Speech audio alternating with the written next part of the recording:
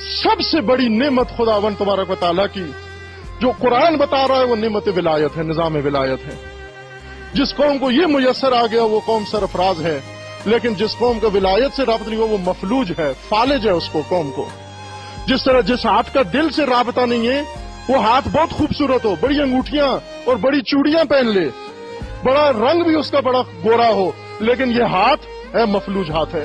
اس ہاتھ سے کچھ بھی نہیں ہو پائے گا. کیوں نہیں ہو پائے گا؟ چونکہ دل کے ساتھ اس کا رابطہ ختم ہے، دل کے ساتھ لین دین اس کا ختم ہے. دل سے کیا لینا ہے اس ہاتھ کو؟ دل سے خون لینا ہے اس کو، دل سے حیات لینی ہے اس ہاتھ کو. پاکستان ہی کی مثال لے لیں. پاکستان میں کروڑوں کے حساب سے شیعہ موجود ہیں اور دہشت گرد شاید ٹوٹل ملا کر بھی ان کو ملائیں دہشت گرد 500 کے قریب ہوں گے، بہت ہوئے تو 1000 ہوں گے دہشت گرد. لیکن یہ کروڑوں کی تعداد میں موجود لوگ 1000 آدمی سے ڈرتے ہیں. 1000 نے ان کا جینا 2 بار کیا ہوا ہے. کیوں 2 بار کیا ہوا ہے؟ کیوں اس کروڑوں کی مخلوق سے ڈرتے نہیں ہیں وہ؟ اس لیے نہیں ڈرتے کہ یہ کروڑوں کی مخلوق مفلوج ہو گئی ہے. مفلوج کیوں ہو گئی ہے؟ اس وجہ سے مفلوج ہو گئی ہے کہ ان کا رابطہ ہر ایک سے ہے، اپنے رہبر سے نہیں ہے. منجموں سے ان کا رابطہ ہے، عملیات کرنے والوں سے ان کا رابطہ ہے، سادھوؤں سے ان کا رابطہ ہے، عبدالستاریدی سے ان کا رابطہ ہے، فضل الرحمان سے ان کا رابطہ ہے، سر سید سے ان کا رابطہ ہے. اگر نہیں ہے رابطہ تو صرف سید علی خامنئی سے رابطہ نہیں ہے. یہ مفلوج ہونے کی یہ علامت ہے. سادھو کسی قوم کو نجات نہیں دے سکتے. سادھو خود مفلوج کرنے کے لیے ہیں. سادھوؤں سے کوئی قوم نجات تک نہیں پہنچ سکتی، راہبروں سے نجات تک پہنچتی ہے. یہ جملہ کہ امام قلب امت ہے، راہبر قلب امت ہے، وہ امت کا دار و مدار اس عضو عظیم پر ہے، یہ ہشام نے بتایا اور امام اتنے خوش ہوئے. تو آپ بتائیے کہ صرف ایک حدیث، ایک بات ایک محفل میں کر کے آئے ہشام. توجہ کریں اس جملے پر.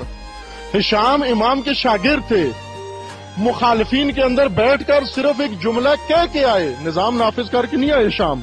امام صادق پھر بھی حکومت پر فائز نہیں ہوئے. ہشام نے گفتگو کی ایک مناظرے میں، نہ ولایت نافذ کی امام صادق کی، نہ اس کے لیے جہاد عملی کیا، کچھ نہیں کیا، صرف گفتگو کی ولایت کے متعلق، امامت کے متعلق. یہ گفتگو کہ امام قلب امت ہے اتنی پسند آئی امام صادق کو کہ ہشام کو گلے لگا کے سینے لگا کے اس کے لیے دعا کی امام نے.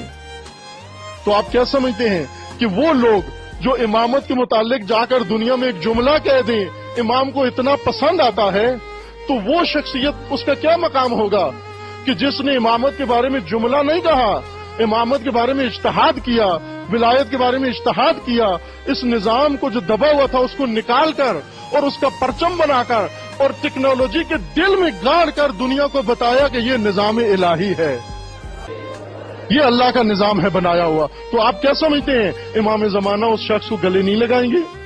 امام صادق اس کو گلے نہیں لگائیں گے؟ کیا 1000 ہشام اس پر قربان نہیں کر دیں گے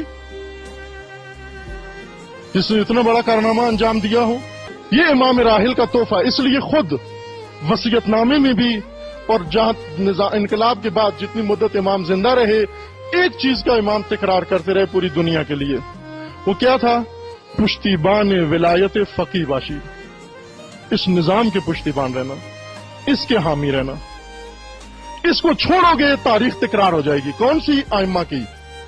جیسا غدیر میں ولایت کا اعلان ہوا، لوگ پشتیبان نہیں رہے، حامی نہیں رہے. کیا کچھ اور؟ آج وہاں پر ناصبی ہیں، سلفیوں کے قبضے میں ہے وہ سرزمین جہاں غدیر کا ولایت کا اعلان ہوا تھا.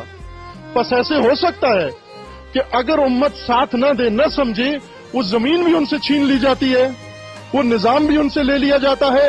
اور آج سارے تذکرے اس سرزمین پر مجاز ہیں، ولایت کے ذکر کی اجازت نہیں دیتے. کیوں نہیں دیتے؟ اس لیے نہیں دیتے کہ امت نے ولایت کا ساتھ نہیں دیا، امت نے ولایت کو سمجھا نہیں، ولایت کو درک نہیں کیا. ولایت کے کچھ اور معنی خطیبوں نے بتائے ان کو، بخن بخن کرواتے رہے، واہ واہ کرواتے رہے ولایت کی تقریروں پر، لچے دار تقریروں پر. اس لیے وہ سب کچھ ہوا، وہ سرزمین ہی ہاتھ سے چلی گئی. اس لیے امام راحل یہ فرماتے تھے کہ آج خدا نے ہمیں توفیق دی ہے، اس کو دبے ہوئے اسلام کو نکالا، ولایت کو نکالا اور نافذ کیا.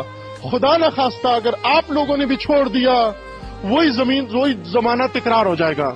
آپ سے نہ صرف سسٹم لے لیں گے، نظام لے لیں گے، بلکہ آپ سے سرزمینیں بھی لے لیں گے، چھین لیں گے آپ سے.